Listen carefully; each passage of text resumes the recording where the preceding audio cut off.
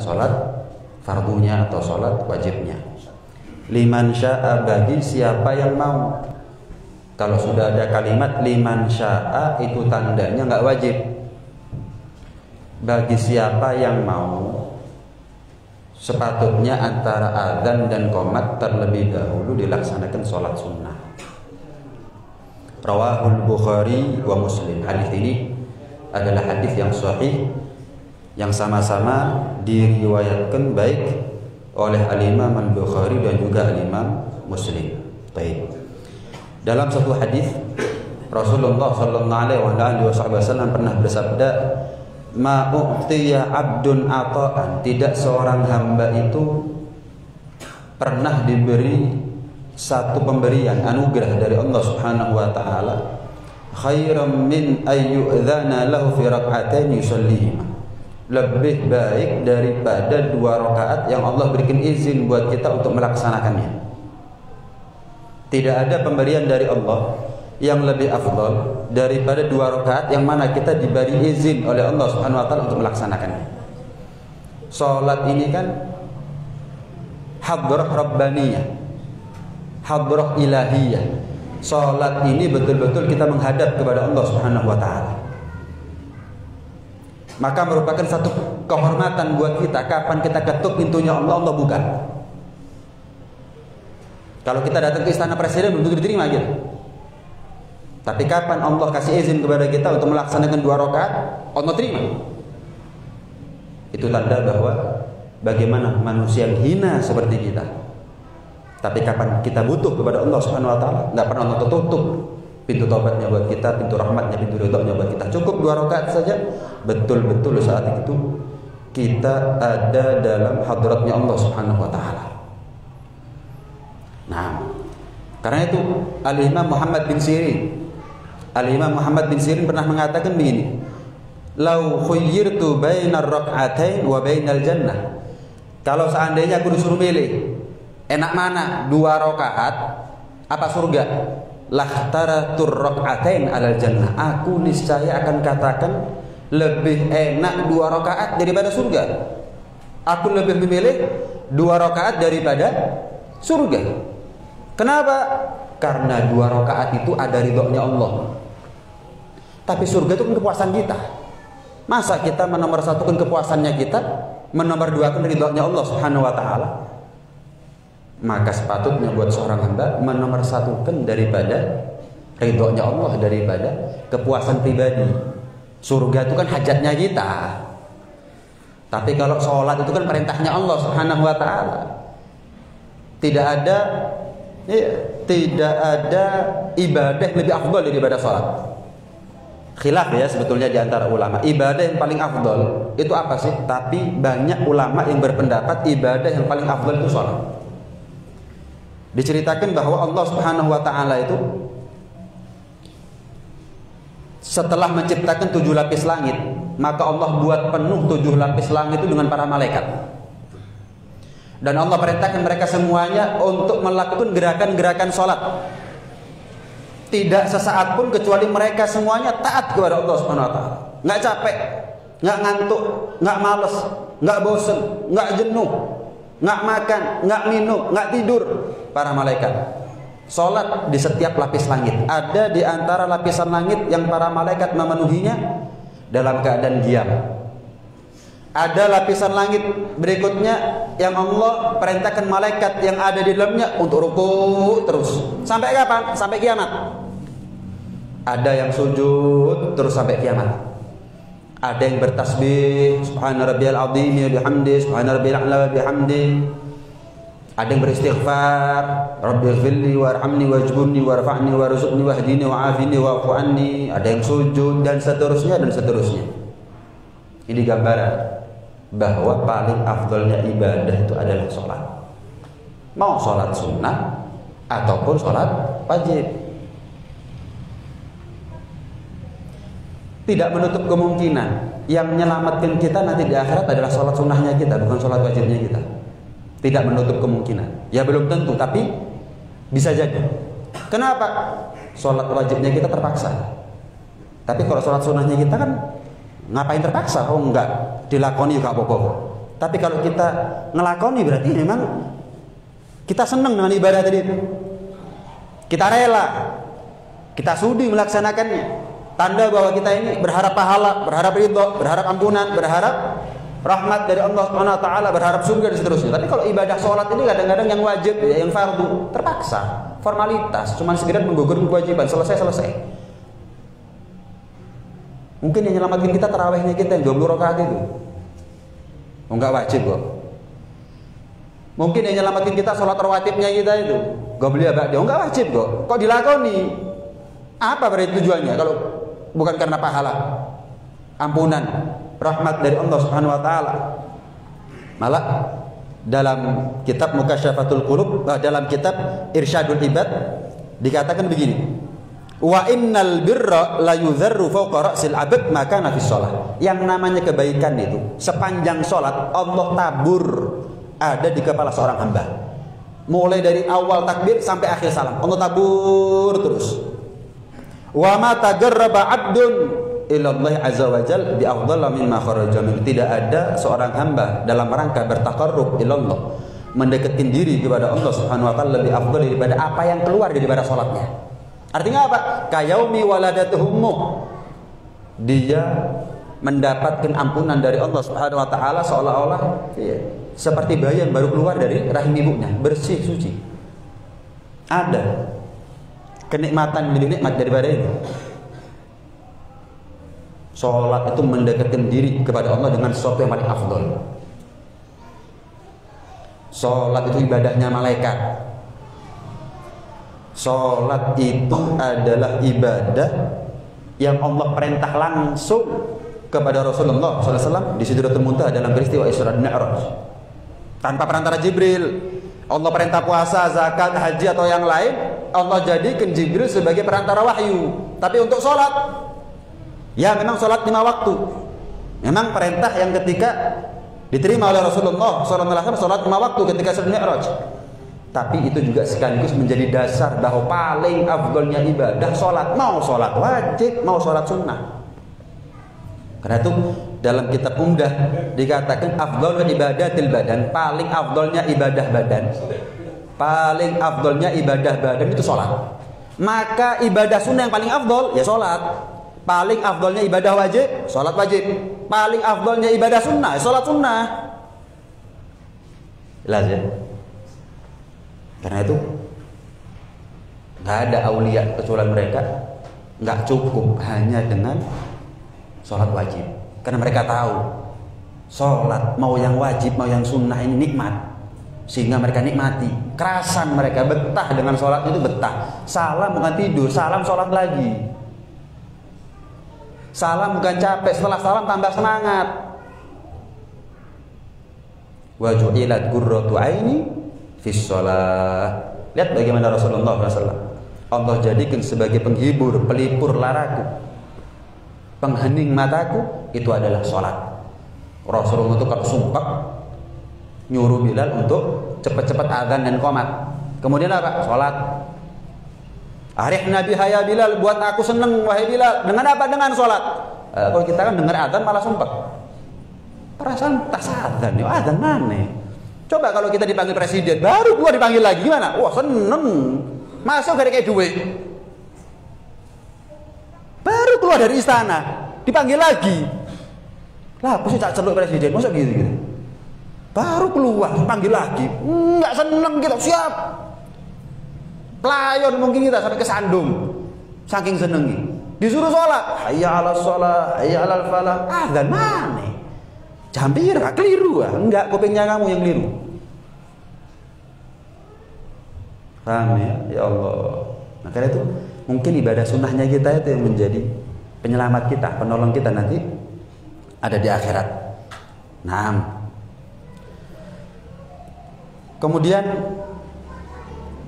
dalam kitab Nashih Diniyah Al-Imam Al-Haddad mengatakan begini, li'anna an-nawafil jawabir lil fara'id. Yang namanya sholat sunnah itu sebagai penambal kekurangan daripada sholat fardunya kita. Mungkin ada dalam sholat fardunya kita itu yang nggak ada tadabbur dalam qiraahnya, nggak khusyuk, nggak hadir hatinya, nggak fokus, nggak konsen kapan dia sholat. Nah, yang namanya sholat sunnah itu nambal kekurangannya. Kalau sudah sempurna ibadah wajibnya, sholat fardunya, maka apa yang sunnah sholat yang dia kerjakan menjadi bonus, tambahan pahala. Satu di antara dua, sama seperti ujian musibah itu loh. Kalau enggak ngampuni dosa, ini bikin derajat. Nah, ibadah sunnah, sholat sunnah, kalau enggak untuk nambal kekurangan sholat fardunya kita, ya untuk sebagai tambahan amal, bonus. Dalam satu riwayat dikatakan, anna awwala syai'in yuhasabu bihil abdu yaumal qiyamah as-shalah. Yang pertama kali Allah hisab nanti di hari kiamat itu sholat. Sebagaimana kita tahu, fa idza wujidat nagisatan faqala unduru hal lahu min nafilatin tukammal biha salatuh. Kalau didapati ketika dia hisab sholat fardunya, sholat 5 waktunya, sholat wajibnya ada kekurangan, nggak khusyuk, nggak hadir hatinya, nggak ada tadabbur dalam qiraahnya dan seterusnya, maka Allah perintah para malaikat, malaikat punya sholat sunnah nggak? Punya tabungan sholat sunnah nggak dia? Sholat wajib itu kalau ada yang kurang ibarat utang. Gimana caranya ngelunasi utang? Ya dari tabungan. Apa itu ya sholat sunnah? Lah kalau nggak punya utang ya untung sudah tabungan ini bisa dipakai untuk yang lain. Ibarat begitu. Bonus. Kelebihan amal itu namanya, baik, nggak ada masalah. Yang pertama kali Allah hisab sholat. Jadi pastikan sholatnya kita ini kalau ada kekurangan jangan kurang-kurang ditambal dengan sholat sunnah. Baik. Baina kulli adzanain sholatun liman syaa. Sunnah kata Nabi SAW, di antara 2 adzan dan qomat itu sholat sunnah. Yaitu sholat qabliyah ini maksud. Sholat rawatib qabliyah. Nah, dalam kitab Busyrul Karim Syarah Muqaddimah Al-Hadramiyah dikatakan begini. Disunnahkan, saya artikan langsung biar apa namanya cepat ya. Disunnahkan untuk mengakhirkan pelaksanaan sholat rawatib qabliyah setelah adzan. Jangan adzan langsung sholat qabliyah. Akhirnya nggak jawab adzan nanti. Adzan jangan keburu sholat qabliyah.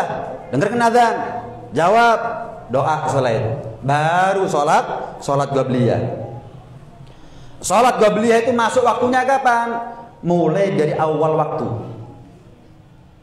Mulai dari awal waktu. Duh, berarti kan nggak apa-apa, Bib. Adzan langsung sholat kan sudah masuk waktu itu. Makruh. Akhirnya gara-gara kita sibuk sholat nggak jawab adzan nanti. Adzan dengarkan, kemudian jawab, ya, nyaut, kemudian doa, sholat qabliyah. Masuknya sholat qabliyah mulai awal waktu. Berakhir sampai kapan? Sampai akhir waktu. Berarti kalau sholat qabliyah zuhur, ya mulai dari awal zuhur sampai akhir zuhur, awal asar. Beda halnya sama sholat sunnah ba'diyah. Kalau sholat sunnah ba'diyah harus dikerjakan setelah sholat fardunya. Kalau qobliyah dikerjakan setelah sholat fardu itu tetap boleh dan sifatnya ada, bukan qadha. Statusnya sebagai ada, bukan qadha. Kenapa? Dilaksanakan tepat pada waktunya, mulai awal waktu sampai akhir waktu. Duhur sholat misalkan fardunya, ya, masuk masjid ternyata imam sudah mau takbiratul ihram, jangan bingung sama sholat sunnah, sudah ikuti dulu imam. Biar apa? Dapat fadilahnya kita barengi imam dalam takbiratul ihram. Loh, Bib, saya biasa qabliyah, ya telat. Terus gimana? Setelah salam, wirid, doa semuanya selesai, baru sholat qabliyah. Loh, Bib, kan godok. Enggak, masih di waktunya. Ini qabliyah. Kalau ba'diyah nggak bisa, belum sholat fardu sudah ba'diyah dulu, nggak bisa. Nggak bisa. Nunggu sholat fardunya selesai baru sholat ba'diyah. Sampai kapan? Sampai akhir waktu. Sampai akhir waktu. Gimana, Bib? Kalau ada orang sholat belum sholat qabliyah, dia sudah sholat fardu, tapi belum sholat qabliyah. Qabliyahnya setelah sholat. Boleh nggak, Bib, sholat ba'diyah sama qabliyahnya? Qabliyah sama ba'diyahnya saya gabung. Misal qabliyah zuhur 2 rakaat, ba'diyah zuhur 2 rakaat, 4 rakaat. satu takbir, satu tasyahud, satu salam. Boleh nggak, Bib? Boleh. Imam Romli berpendapat boleh, tapi Ibn Hajar dalam kitabnya Tuhfah mengatakan nggak boleh. Tapi Imam Romli sama Ibn Hajar ini kalau dipertentangkan sama kuatnya. Beda sama Imam Nawawi sama Imam Rafi'i. Yang lebih kuat, yang lebih mu'tamad adalah Imam Nawawi. Tapi kalau Ibn Hajar sama Imam Romli sama kuatnya. Walaupun ulama salaf kami habaib yang ada di Hadramut lebih cenderung kepada Ibn Hajar karena beberapa faktor, panjang bahasannya. Ya, tapi yang jelas sama kuatnya. Imam Romli, oh enak ya pakai Imam Romli ya. Jadi saya sholat duhur misalnya selesai 2 rakaat qobliyah dan 2 rakaat ba'diyah, langsung saya gabung sekali salam, sekali takbir. Boleh, nggak ada masalah. Ikut pendapatnya Imam Romli. Ikut pendapatnya Al-Imam Romli. Walaupun sholat fardunya kita takdim. Misal kita sholat isya di waktu maghrib, kita musafir, sholat isya di waktu maghrib, jamak takdim. Mungkin kita sholat qobliyah maghrib dulu, terus sholat fardu maghrib 3 rakaat. Kan wajib setelah sholat fardu maghrib dan sholat fardu isya, nggak bisa dipisah dengan sholat sunnah. Lebih lah ba'diyah maghribnya nanti setelah sholat isyanya, nanti setelah sholat isyanya. Nah kalau sudah setelah sholat isya, Bib, apakah boleh saya mengerjakan sholat ba'diyah isya? Kalau ba'diyah maghrib jelas boleh, memang waktunya. Lah kalau ini kan belum masuk waktu isya, tapi sholat isyanya sudah selesai dikerjakan. Kenapa jamaah takdim di waktu maghrib? Boleh nggak? Boleh.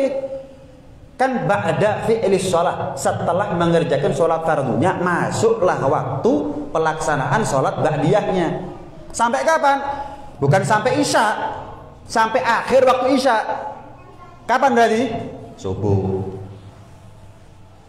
Sekalipun jamak takdim, sholat fardunya aja boleh dijamak kok, boleh didahulukan daripada waktu yang asli kok.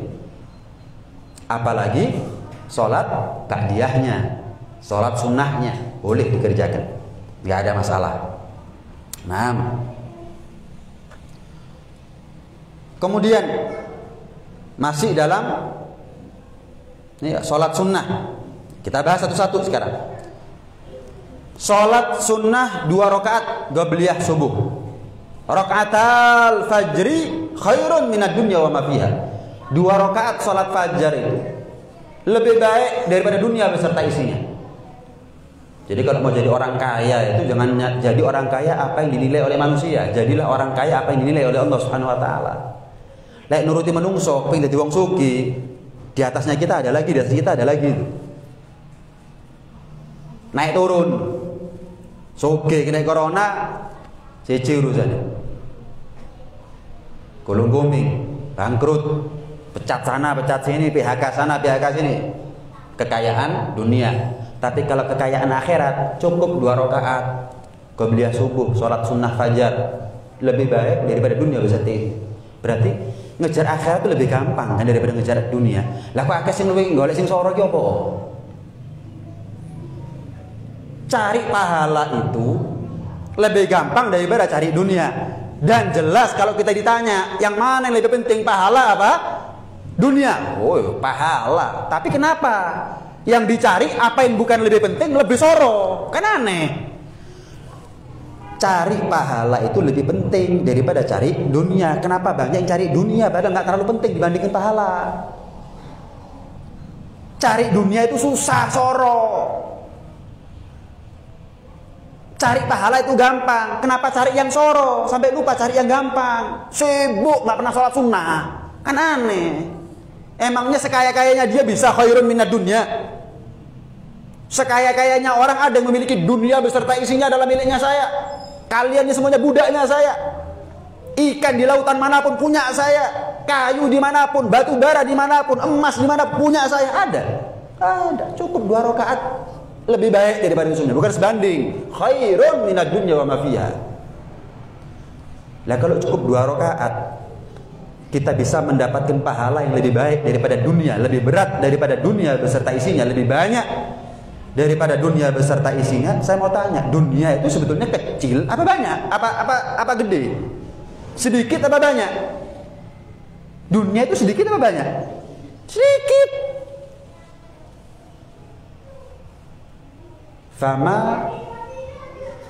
Famal hayatud dunya fil akhirah illa qalil. Allah katakan dalam Al-Qur'an, tidaklah kehidupan dunia ini kalau dibandingkan akhirat kecuali sedikit. Emas sekarang ini mahal. Kenapa nggak semua orang punya? Tapi di akhirat, di surga, receh, tidak nggak sikil, murah sedikit. Jadi tembok, jadi lantai itu emas, intan, berlian, semua jadi atap, jadi tembok, jadi pilar, murah itu. Tapi musahabatun Nabi sallallahu alaihi wasallam itu yang mahal. Duduk di mana Nabi duduk itu yang mahal. Jadi jenengan kalau kepingin masuk surga jangan motivasinya emas, intan, berlian, rugi kabeh duwe lha iku. Receh, remeh, buat apa? Duduk di mana Nabi duduk. Ini nggak semua orang punya. Cari surga karena Nabi sallallahu alaihi wasallam. Cari surga karena Rasulullah sallallahu alaihi wasallam. Rasulullah sallallahu alaihi wasallam masih permisalan begini. Mad dunya fil akhirah ithla ma yaj'al ahadukum isbi'ahu fil yam. Tidaklah dunia itu jika dibandingkan dengan akhirat kecuali seperti kalian masukkan, kalian celupkan telunjuk kalian ada di segoro lautan. Liyamdur bima yarji, apa yang nempel itu dunia, segoro ke akhirat. Ini bumi adalah satu di antara jutaan planet dari galaksi Bima Sakti. Kan begitu? Masih banyak planet yang diketahui itu. Satu dari jutaan planet dari satu galaksi namanya galaksi Bima Sakti. Galaksi Bima Sakti hanyalah satu bintang di antara jutaan galaksi yang lain. Itu masih dikatakan dunia nih. Belum akhirat. Belum akhirat. Gimana akhirat itu? Bumi yang apapun yang kita cari nilai kekayaan alamnya, ya Allah, satu planet di antara jutaan planet galaksi Bima Sakti. Galaksi Bima Sakti hanya jadi bintang bagi galaksi jutaan galaksi yang lain. Apa artinya dunia ini kalau begitu? Araditum bil hayati dunya? Karena itu Allah menegur, ridho kalian, puas kalian, seneng untuk dunia itu seneng dah. Famal hayatu dunya fil akhirah illa dzul. Kalian kalau senang dengan dunia, senang dengan barang yang sedikit, barang yang kecil, barang yang murah, itu namanya. Nah, kita ini hidup di atas dunia cuma tamu. Namanya tamu ada waktunya. Waktunya kapan? Untuk pulang. Apapun yang kita punya adalah pinjaman, namanya pinjaman yo balekno. Tapi kembali dengan tanggung jawab. Mata ini pinjaman. Anak itu pinjaman. Pasangan hidup itu pinjaman. Balik kepada Allah. Kenapa? Allah yang punya itu. Tapi dengan tanggung jawab. Balik jangan sampai rusak. Ngamuk sing duwe. Sama, mata jangan sampai rusak. Anak jangan sampai dirusak. Bojo sampai gak dididik. Dirawat itu semuanya. Kenapa? Ada yang punya itu. Ada yang punya. Nyelang. Kita cuma boleh ibahatul intifa, hanya boleh untuk mengambil manfaatnya, bukan memiliki manfaatnya. Memanfaatkan, tapi bukan memiliki manfaatnya. Meminjamkan hanya mengambil manfaat, tapi tidak memiliki manfaatnya. Nah, 2 rakaat qabliyah fajar. Disunnahkan membaca 2 rakaat daripada sholat sunnah fajar itu untuk rakaat pertama. Untuk rakaat pertama itu bisa dibaca Qul ya ayyuhal kafirun, rakaat kedua Al-Ikhlas. Bisa juga ada riwayat baca di rakaat pertama setelah Fatihah Alam Nashrah, dan rakaat kedua baca Alam Tara Kaifa. Ada riwayat man qara'a fil fajri alam wa alam salima minal alam. Barang siapa yang 2 rakaat fajarnya, rakaat pertama setelah Fatihah dia baca Alam Nashrah yang pertama, dan alam di rakaat kedua setelah Fatihah Alam Tara Kaifa fa'ala rabbuka bi ashabil fil, surat Al-Fil, salima minal alam, maka di hari itu dia akan selamat dari segala penyakit. Obati corona ini. Pondo iman apa enggak? Paham ya? Kita dikasih resep Nabi 14 abad yang lalu. Enggak ada orang percaya. Baru dokter bilang minum ini, minum itu, lakukan ini, lakukan itu, percaya kabeh wong. Nabi gak dipercaya. Jadi orang sekarang imannya sama masker, Pak. Imannya sama masker, imannya sama hand sanitizer. Bukan nggak boleh pakai masker, boleh, nggak jadi imani. Dokter yang mati juga ratusan kok, sak dunia ribuan mungkin sudah. Maskernya larang-larang. Kau nak 5.000 loro.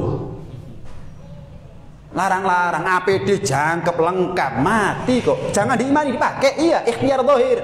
Tapi ada yang lebih penting daripada itu. Ini yang bagian iman apa? Sabdanya Nabi, resepnya Nabi, solusinya Nabi, jawabannya Nabi. Begitu seharusnya. Ya. Salima minal alam. Malah Imam Al-Ghazali mengatakan salima minal adu. Dia selamat dari musuh. Kalau orang 2 rakaat qabliyah fajar baca alam nasrah rakaat pertama, alam tara kaifa fa'ala rabbuka di rakaat kedua, dia selamat dari musuh. Artinya ya mungkin kalau dia naik sepeda motor selamat dari begal, mungkin pas lali nggak gawa SIM insyaallah selamat kok polisi, gak ada cegatan atau ya wis embuh wis ya apa carane Gusti Pangeran nyelametno wis. Iya. Ada orang nggak senang sama kita, sering-sering sholat qabliyah fajar alam nasrah rakaat pertama, alam tara kaifa fa'ala rabbuka biasa fil rakaat kedua. Biar apa? Selamat daripada mara bahaya atau malapetaka dari musuhnya kita. Nah, kemudian apa? Lain daripada itu adalah disunnahkan setelah sholat sunnah fajar. Assalamualaikum warahmatullahi wabarakatuh. Assalamualaikum warahmatullahi wabarakatuh. Untuk berbaring menghadap ke arah kiblat pakai tubuh sebelah kanan. Jadi setelah salam itu sunnah itu. Ini banyak orang nggak tahu. Sunnah untuk berbaring. Merebahkan badan tapi bukan terlentang. Pemenang mengkurep. Sarunga apa namanya gulingan, iya kemulan enggak, bukan itu. Rebahan sebentar. Sambil baca apa? Sambil baca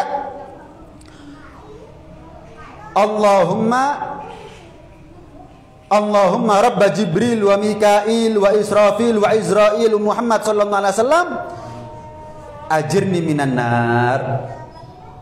Allahumma Rabba Jibril wa Mikail wa Israfil wa Izrail wa Muhammad sallallahu alaihi wasallam ajirni minan nar sebanyak 3 kali.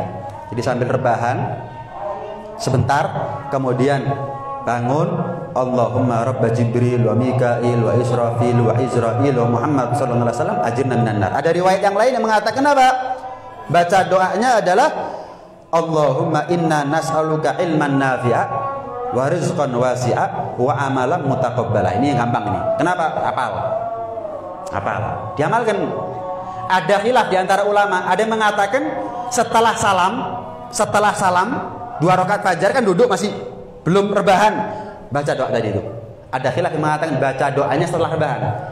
Rebahan sebentar baru duduk baca doa tadi itu. Baik, tunggu sebentar.